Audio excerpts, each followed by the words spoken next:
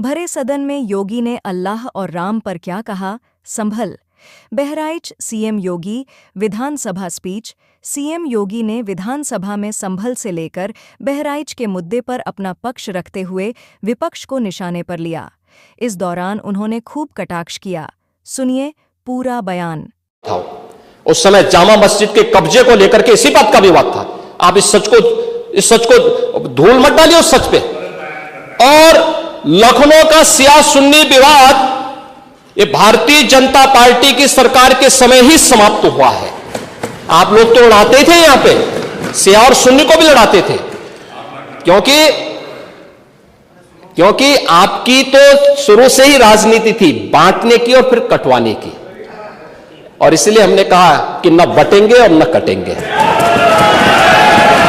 हम न बटेंगे और न कटेंगे। मुझे आश्चर्य होता है, अपने को शिक्षक कहते हैं श्री संग्राम सिंह यादव। हाँ, सच को स्वीकार करने की सामर्थ्य नहीं, इसलिए चले गए। आप देखें, एक दोहरे चरित्र के व्यक्ति के द्वारा जो अपनी कुछ पंक्तियां पहले लिखी गई हैं और बाद में उसका चरित्र कैसे बदला है, मोहम्मद अल्लामा इकबाल के बारे में वही कहते हैं। यानी जो पहले कहते थे,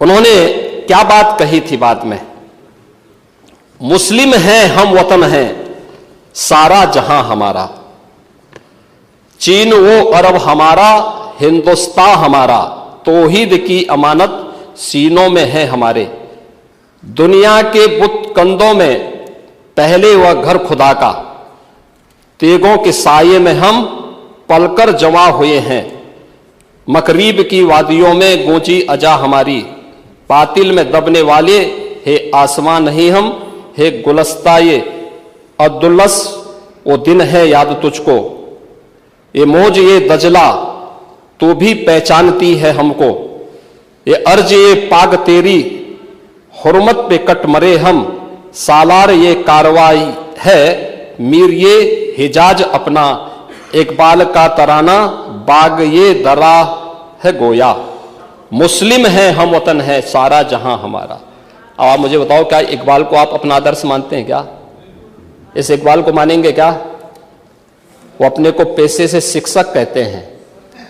ऐसे शिक्षक छात्रों को पढ़ाएंगे तो दुर्गति कराएंगे ही कराएंगे। यानी इकबाल की एक कविता को यहां पे पढ़ करके और वास्तविक सच से आप धूल डाल करके उसको छुपा नहीं सकते हैं। और मैं इसीलिए कहना चाहूंगा कि महोदय, प्रशासन ने पूरी कार्रवाई की है और लगातार हमारे संज्ञान में सारी बातें हैं। एक एक बात पर सरकार नजर रख रही है।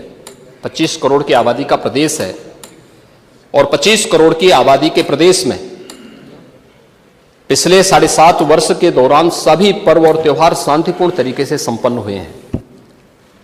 सभी वीवीआईपी विजिट सकुशल संपन्न हुई हैं। अयोध्या में श्री राम जन्मभूमि पर भगवान राम के भव्य मंदिर के कार्यक्रम को भी, जिसको लेकर के आप बहुत बड़ा पहले प्रदेश के मन में भय पैदा करते थे, वह भी सकुशल संपन्न हुआ। आज प्रदेश में जब सर्वत्र सुरक्षा का एक बेहतरीन माहौल है और 2025 में जब उत्तर प्रदेश को एक गौरव प्राप्त होने जा रहा है कि दुनिया का सबसे बड़ा आध्यात्मिक और धार्मिक सामाजिक जो उत्सव हो, एक महापर्व है महाकुंभ प्रयागराज, जिसमें पूरी दुनिया का एक समागम होने वाला है, जब इसे आयोजित करने का अवसर प्राप्त हो रहा है, तब मैं विपक्ष के अपने साथियों से कहना चाहूंगा कि प्रदेश के माहौल को अपने वक्तव्यों से और अपने करतूतों से कृपया खराब न करें। प्रदेश आगे बढ़ना चाहता है, विकास के अपने लक्ष्यों को प्राप्त करना चाहता है, लेकिन मैं इस बात के लिए आश्वस्त करूंगा कि 25 करोड़ जनता को सुरक्षा देना, उनकी हर प्रकार से हिफाजत करना, ये प्रदेश सरकार की जिम्मेदारी है।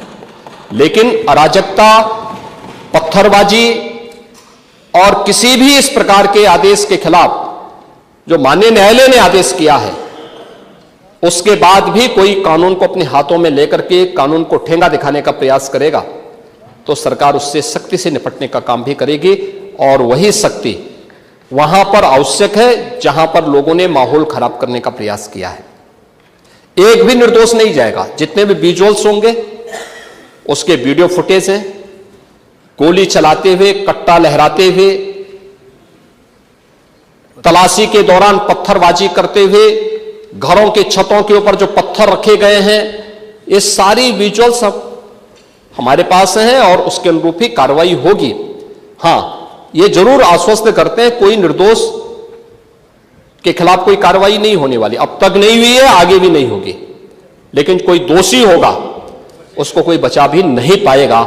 यह भी मैं इस सदन के माध्यम से पूरे प्रदेश के अंदर बहुत स्पष्टता के साथ कहना चाहूंगा कि सरकार की जीरो टॉलरेंस की नीति पहले दिन से है। अपराध और अपराधियों के प्रति, दंगों और दंगाइयों के प्रति वही जीरो टॉलरेंस की नीति के साथ सरकार कार्य करेगी। इन दोनों मामलों में राजनीति की बजाय हमें समग्रता की दृष्टि से देखना होगा। और समग्रता की दृष्टि से ये जो मैंने पहले माननीय नेता विरोधी दल को कहा कि आखिर ये कहां लिखा है संविधान में कि किसी मुस्लिम बाहुल्य क्षेत्र में हिंदू शोभा यात्रा नहीं निकल सकती, और जब आप रोकते हैं तभी हिंदू पक्ष से भी रिएक्शन आता है कि साहब हम भी नहीं जाने देंगे। भाई मुझे आश्चर्य होता है इन बातों को लेकर के कि मस्जिद के सामने से नहीं निकलने देंगे। क्यों नहीं निकलने देंगे? ये सड़क क्या किसी की है क्या? ये सार्वजनिक मार्ग है, कैसे आप रोक सकते हैं? परंपरागत बहराइच में भी परंपरागत जुलूस था, परंपरागत जुलूस था, वही मैं कह रहा हूं, परंपरागत जुलूस था। और उसी परंपरागत जुलूस को आगे बढ़ाने के लिए सारे कार्यक्रम संपन्न हुए थे, आगे भी संपन्न होंगे। लेकिन ये चीजें तय करना, ये कहना कि उत्तेजक नारे लगाए जा रहे थे, जय श्री राम का नारा उत्तेजक नहीं है, ये हमारी श्रद्धा का नारा है, हमारी आस्था का प्रतीक है। कल मैं आपसे कहूंगा कि अल्लाह अकबर का जो स्लोगन है ये हमें अच्छा नहीं लगता, नहीं, आपको हम रोकें तो क्या आपको अच्छा लगेगा?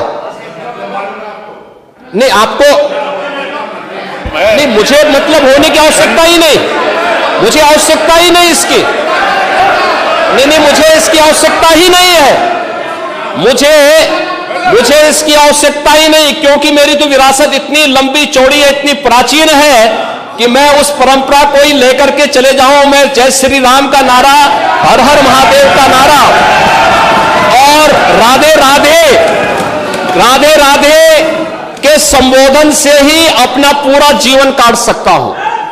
मुझे किसी और स्लोगन की आवश्यकता ही नहीं है। मुझे